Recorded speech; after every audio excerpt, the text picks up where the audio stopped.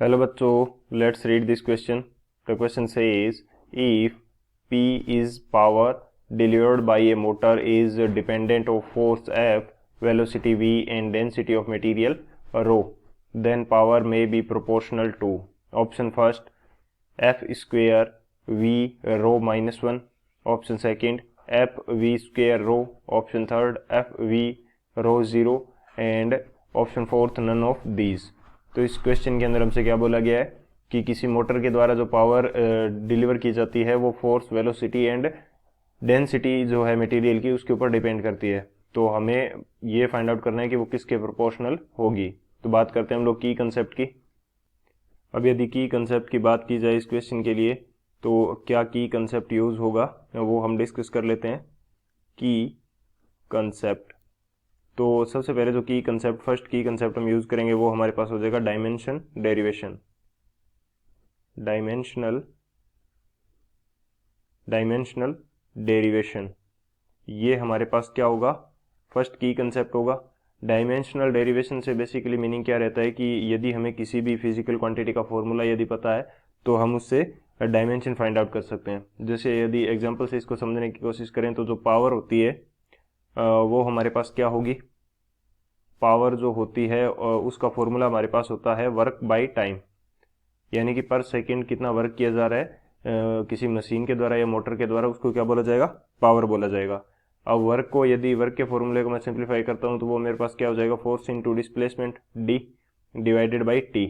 और यदि इसको और सिंप्लीफाई कर देते हैं तो फोर्स हमारे पास होता है मास इंटू एक्सीलरेशन और इंटू मल्टीप्लाई क्या हो जाएगा, distance D and divided by T. अब यदि मैं इसको और ज़्यादा सिंप्लीफाई कर देता हूँ तो इससे पहले चलो इसको इतना ही रन देते हैं और हम इसका जनरल मीनिंग जो है वो समझ लेते हैं। वो हमारे पास क्या रहेगा कि हम देख रहे हैं एक्सीलरेशन के बारे में थोड़ा सा देख लेते हैं। एक्सीलरेशन हमारे पास क्या होता है, बेसिकली ये रहता है D V by D T, यानी कि चेंज इन वेलोसिटी रेट, यानी कि वेलोसिटी की चेंज होने की जो रेट होती है वो एक्सीलरेशन होती है। अब ऊपर वेलोसिटी है तो इसको मैं वी से शो कर देता हूँ, नीचे टाइम है इसको मैं टी से शो कर देता हूँ। तो डायमेंशन निकालने के लिए हम इसको वी बाई टी के रूप में यूज कर सकते हैं। सो अब यदि मैं डायमेंशन निकालता हूँ पावर की, तो पावर की डायमेंशन मेरे पास क्या आएगी, मास की डायमेंशन क्या होती है, मास की डायमेंशन m1 रहेगी एंड एक्सीलरेशन क्या हो जाएगा, एक्सीलरेशन हो जाएगा v बाई टी। तो v की डायमेंशन हमारे पास क्या रहेगी, v की डायमेंशन रहेगी डिस्टेंस बाई टाइम। v की डायमेंशन हमारे पास क्या हो जाएगी, डिस्टेंस बाई टाइम, और डिस्टेंस की डायमेंशन क्या होती है, v हमारे पास बेसिकली डिस्टेंस बाई टाइम ही हम इसको लिखेंगे क्योंकि डिस्प्लेसमेंट बाई टाइम होता है ये। तो डिस्प्लेसमेंट एक टाइप की डिस्टेंस है, तो डिस्टेंस की जो डायमेंशन होती है वो हमारे पास रहती है L1 और नीचे आ जाएगा T1 क्योंकि डिस्प्लेसमेंट बाय टाइम हो जाएगा। ये हो गया हमारे पास वेलोसिटी का, और एक टी नीचे पहले से है, एक टी हमारे पास क्या है, पहले से है। और दूसरा टी किसका आ जाएगा, दूसरा टी आ जाएगा हमारे पास किस चीज़ का, जब एक्सीलरेशन को वेलोसिटी के अंदर चेंज किया था तो वी बाई टी लिया था, तो एक टी तो उसका आ गया, एक टी हमारे पास फॉर्मूला के अंदर है। और दूसरा टी कौन सा आ गया, जब वेलोसिटी को चेंज किया डिस्टेंस बाई टाइम, तो एक टी इसके आ गया, तीन टी आ गए और एक ऊपर ये एल आ गया। एल कौन सा आ गया, ये डिस्टेंस वाला जो फोर्स इंटू डिस्प्लेसमेंट डी हुआ था वो। तो अब इसको यदि मैं सिंप्लीफाई करता हूँ तो ये मेरे पास आ गया m1 L2 T-3। ये मेरे पास किसकी डायमेंशन आ गई, पावर की डायमेंशन आ गई। तो इस प्रकार से हम लोग डायमेंशन फाइंड आउट कर सकते हैं। सेम यदि मैं फोर्स की डायमेंशन फाइंड आउट करूंगा तो वो किस प्रकार से होगी, फोर्स का फॉर्मूला हमने अभी देखा है, क्या होता है, मास इंटू एक्सीलरेशन। तो मास की डायमेंशन 1 और एक्सीलरेशन की डायमेंशन क्या होती है, L1 T-2। तो सेम इसी तरह से हम फोर्स की डायमेंशन फाइंड आउट कर लेंगे। एंड वेलोसिटी की डायमेंशन की यदि बात करें तो वेलोसिटी की डायमेंशन क्या होती है, L1 T-1। ये भी फॉर्मूला से इजीली फाइंड आउट की जा सकती है।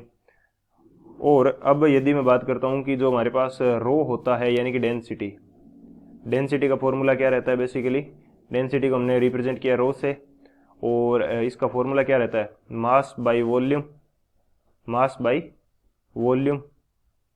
तो वॉल्यूम क्या होता है, वॉल्यूम होता है लेंथ क्यूब, या इसका जो हमारे पास यूनिट होगी वो क्या होगी, मीटर क्यूब होती है या सेंटीमीटर क्यूब होती है। तो मीटर या सेंटीमीटर क्या रहता है हमारे पास, ये रहता है लेंथ का। तो मास का तो क्या आ जाएगा, m1 आ जाएगा यदि मैं डायमेंशन की बात करूंगा तो, और वॉल्यूम का ऊपर से नीचे जाएगा तो ये कितना हो जाएगा L-3। तो इसी तरह से डेंसिटी की डायमेंशन भी हमारे पास आ जाएगी। सो एक तो ये हमारा की कंसेप्ट होगा कि इस प्रकार से हम डायमेंशन को डेरिवेट कर सकते हैं।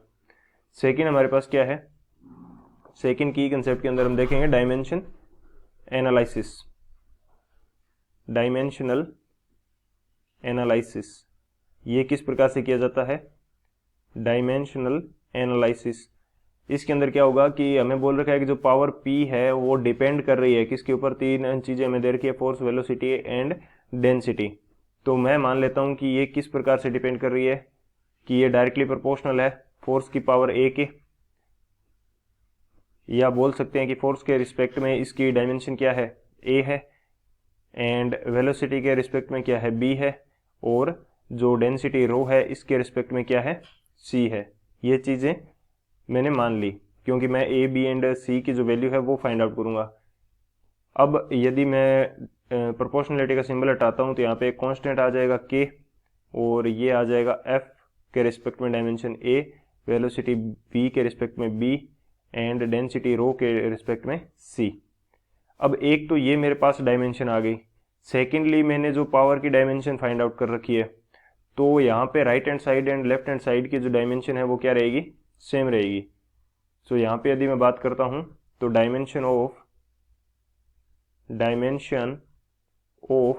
लेफ्ट हैंड साइड ये इक्वल होगी किसके, dimension of right hand side, ये इक्वल होगी।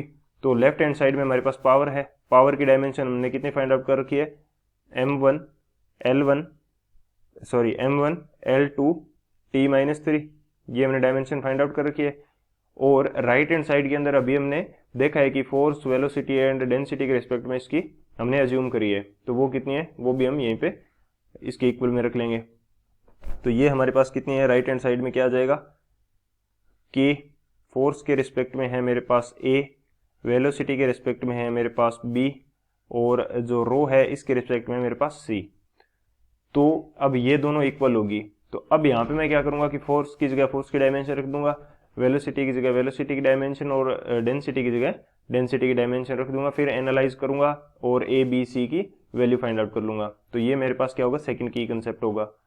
तो इन दोनों की कंसेप्ट की हेल्प से इसको सोल्व करते हैं। अब सॉल्यूशन की यदि बात करें तो सॉल्यूशन मेरे पास क्या होगा, मैं लेफ्ट हैंड साइड की जो भी वैल्यू है इसको एक बार ऐसे ही पढ़ा रहने देता हूँ, क्योंकि हम फाइनली जब इसको यूज करेंगे तो वहाँ पे लिख लेंगे। तो मैं इक्वल टू से राइट हैंड साइड की जो डायमेंशन है उनको सोल्व करता हूँ। तो ये मेरे पास K हो गया। फोर्स की डायमेंशन मेरे पास क्या रहती है, फोर्स की डायमेंशन रहती है m1 L1 T-2। तो ये मैं पुट कर देता हूँ m1 L1 T-2, और इसके रिस्पेक्ट में टोटल कितनी है मेरे पास, डायमेंशन A है। V की डायमेंशन क्या रहती है मेरे पास, L1 T-1, और इसके रिस्पेक्ट में कितनी है B। डेंसिटी की मेरे पास क्या रहती है m1 L-3, और इसके रिस्पेक्ट में कितनी है मेरे पास C है। तो अब यदि मैं जस्ट इसकी डायमेंशन को फाइंड आउट कर लेता हूं तो यहाँ पे हो जाएगा m to the A, L क्या हो जाएगा A, T क्या हो जाएगा -2A। इसी तरह से वेलोसिटी वाली को सॉल्व करेंगे तो ये हो जाएगा L टू B और T -B हो जाएगा। इसी तरह से डेंसिटी को सॉल्व करेंगे तो ये MC L -3C हो जाएगा। अब सभी डायमेंशंस को, मास की डायमेंशन को इक्वल करते हैं तो ये हमारे पास कितनी आ जाएगी, मास की डायमेंशन आ जाएगी A प्लस C, और जो लेंथ की डायमेंशन है वो क्या आ जाएगी, लेंथ की डायमेंशन हमारे पास आ जाएगी A प्लस B -3C, और जो टाइम T है इसकी डायमेंशन मेरे पास कितनी आ जाएगी, -2A -B। ये सभी डायमेंशन आ गई, और इनके इक्वल में मेरे पास क्या है, पावर की डायमेंशन लेफ्ट हैंड साइड की क्या है मेरे पास, जो मैंने कहा था कि लास्ट में हम यूज कर लेंगे m1 L2 T-3, ये हो जाएगी। अब दोनों साइड की डायमेंशन इक्वल होनी चाहिए। तो मास की डायमेंशन लेफ्ट हैंड साइड में मेरे पास मास के रिस्पेक्ट में यदि मैं बात करता हूँ तो लेफ्ट हैंड साइड में कितनी है 1 है, राइट हैंड साइड में कितनी है A प्लस C है।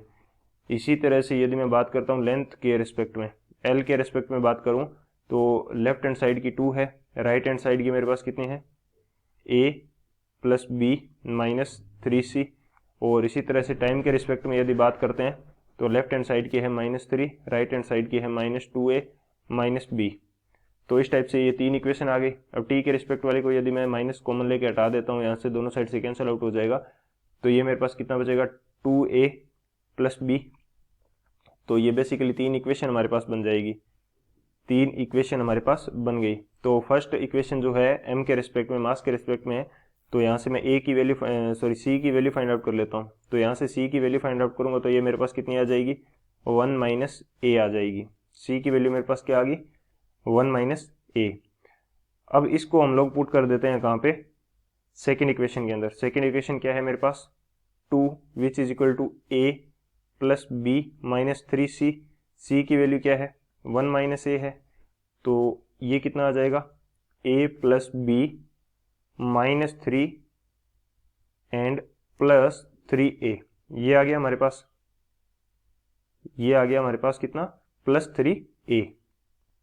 तो जब इस माइनस 3 को मैं दूसरी साइड लेके जाऊंगा तो यहाँ पे मेरे पास आ जाएगा 5, यहाँ बच जाएगा 4a प्लस b। अब जो थर्ड नंबर इक्वेशन है हमारे पास t के रिस्पेक्ट में, उसको मैं क्या कर देता हूँ 2 से मल्टीप्लाई कर देता हूँ। 2 से मल्टीप्लाई करूंगा तो ये मेरे पास कितना हो जाएगा 6, ये कितना हो जाएगा 4a और ये कितना हो जाएगा 2b। अब इन दोनों इक्वेशन को मैं सोल्व कर लेता हूँ। एक तो l के रिस्पेक्ट वाली जो इक्वेशन मैंने बनाई है और एक t के रिस्पेक्ट वाली इक्वेशन जो मैंने बनाई है, इन दोनों को सोल्व करूंगा तो यहाँ से मेरे पास आंसर आ जाएगा। इन दोनों को मैं क्या कर लेता हूँ सब्सट्रैक्ट कर लेता हूँ, b में से a को सब्सट्रैक्ट, इसको मैं इक्वेशन बोल देता हूँ फर्स्ट, इसको मैं बोल देता हूँ सेकंड। तो सेकंड में से एक को क्या कर देते हैं माइनस कर देते हैं बाई सेकंड माइनस फर्स्ट। तो सेकंड इक्वेशन मेरे पास क्या है, सेकंड इक्वेशन है मेरे पास 6 is equal to 4a plus 2b। Second क्या है 6 is equal to 4a plus 2b। First क्या है मेरे पास, फर्स्ट इक्वेशन है 5 is equal to 4a plus b। First क्या है 5 is equal to 4a plus b। तो अब इनको माइनस कर देते हैं तो यहाँ पे माइनस आ जाएगा, ये तो कैंसिल आउट हो जाएगा, यहाँ बचेगा 1 और यहाँ बचेगा b। तो b के इक्वल क्या आ गया 1 आ गया, b के इक्वल आ गया हमारे पास 1।